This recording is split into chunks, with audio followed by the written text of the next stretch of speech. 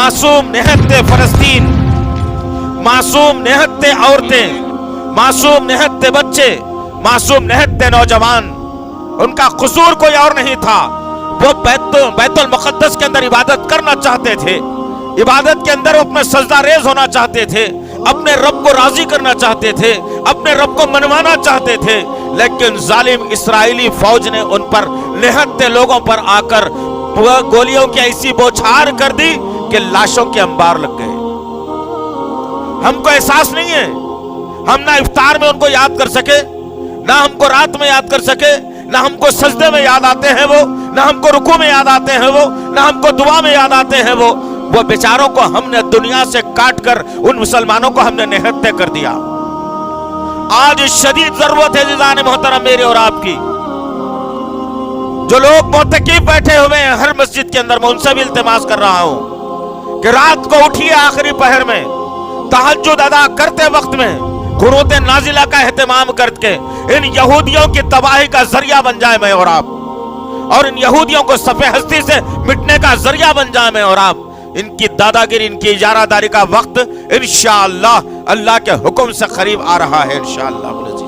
बहुत दादागिरी कर ली, बहुत जो है ना मुसलमानों को परेशान कर लिया, बहुत इंसानियत को परेशान कर लिया, बहुत शर्मसार इंसानियत को कर दिया।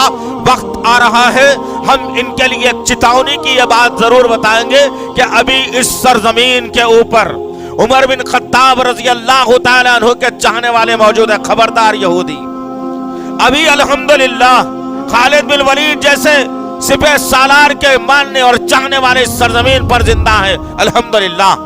तुमको सफ़े हस्ती से जिसने मिटाया था, तुमको घुटनों के बल जिसने लाया था, तुमको जिसने अपनी सफों से दूर किया था, वो सलाहुद्दीन अय्यूबी के जानने और मानने वाले इस सरजमीन पर जिंदा है इंशाअल्लाह। इतना आसान नहीं होगा कि मुसलमानों को परेशान किया जाए, इतना आसान नहीं होगा कि मुसलमानों में तितर बितर किया जाए, इतना आसान नहीं होगा कि मुसलमानों की सफों में इंतशार किया जाए।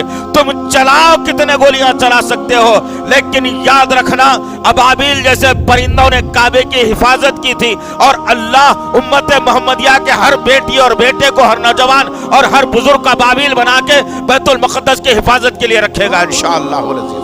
होगा इंशाअल्लाह।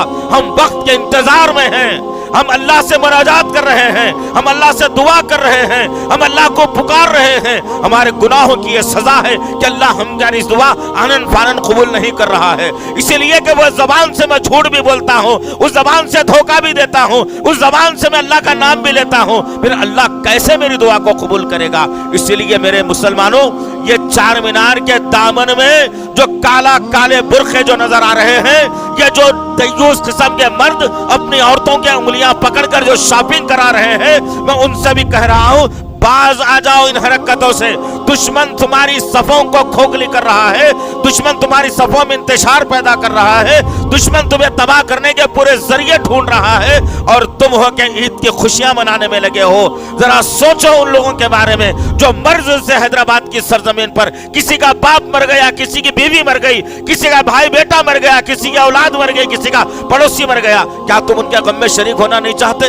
होना चाहते हो। और उसी तरीके से जिस तरीके से फलस्तीन की सरजमीन पर आज लाशें बिछी हुई है, उनके गम में मैं इतनी दूर से शरीक हो सकता हूं, इसीलिए कि मेरे और आपके आका मोहम्मद सल्लल्लाहु अलैहि वसल्लम ने कहा कि मुसलमान दुनिया में किसी कोने में रहो, वो एक जिस्म के मानिंद है।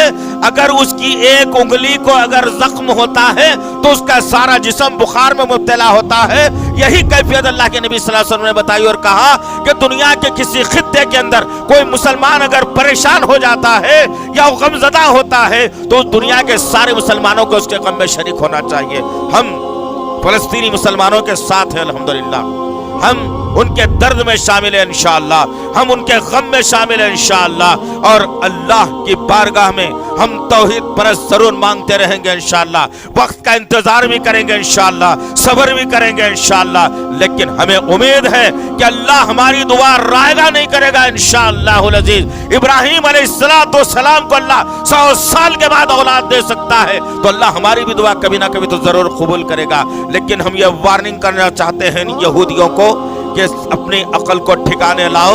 اور یاد رکھنا امت محمدیہ سے چھیڑ چھاڑ اچھی بات نہیں ہے. ہمارے نبی نے ہمیں صبر سکھایا ہے، ہم اسی صبر کے دامن کو لے کر چل رہے ہیں. کسی دن اگر یہ مسلمان یہ صبر کا دامن اگر چھوڑ دیا یہودیوں، تو ہٹلر نے تمہاری جو درگت بنائی تھی اس سے زیادہ درگت انشاءاللہ امت محمدیہ بنائے گی انشاءاللہ. میرا اللہ سے دعا ہے کہ اللہ وحدہ لا شریک لہ، اللہ معصوم فلسطینیوں کی حفاظت فرمائے، اللہ معصوم بچوں کی حفاظت فرمائے، اللہ معصوم بہنوں کی حفاظت فرمائے، اللہ معصوم بزرگوں کی حفاظت فرمائے، اللہ نہتے نوجوانوں کی حفاظت فرمائے، اللہ یا اللہ بیت المقدس کی حفاظت فرمائے، اللہ بیت المقدس کی حفاظت فرمائے، اللہ بیت المقدس کی حفاظت فرمائے، اللہ یا اللہ یہودیوں کو نیست و نابود کر دے میرے پاک پروردگار، یہودیوں کو نیست و نابود کر دے میرے اللہ، یہودیوں کو نیست و نابود کر دے میرے اللہ یا اللہ یہودیوں کے عزائم کو پاش پاش کر دے میرے اللہ، یہودیوں کے عزائم کو تباہ و برباد کر دے میرے اللہ یا اللہ ان کے ہتھیاروں کو زیرو کر دے میرے پاک پروردگار، ان کے ہتھیاروں کو زیرو کر دے میرے پاک پروردگار، ان کے ہتھیاروں کو ٹھنڈے کر دے میرے پاک پروردگار. یا اللہ جو کوئی اسلام کی دشمنی اپنے سینے میں رکھتا ہے، ہمارے سینوں کو ٹھنڈے کرنے کے لیے، ہماری آنکھوں کو ٹھنڈے کرنے کے لیے ایسے ظالموں کو نیست و نابود کر دے، یہ زمین دوست کر دے میرے پاک پروردگار. تجھ کو تیرے تمام ناموں اور صفات کا واسطہ ہے، ہماری دعاؤں کو قبول فرمائے اللہ، ہماری دعاؤں کو قبول فرمائے اللہ، ہماری دعاؤں کو قبول فرمائے اللہ. ربنا تقبل منا انك انت السميع العليم وتب علينا انك انت التواب الرحيم. وصلی اللہ تعالی علی خیر خلقہ محمد وعلی آلہ واصحابہ اجمعین برحمتک یا ارحم الراحمین والحمد للہ رب العالمین. رب اشرح لی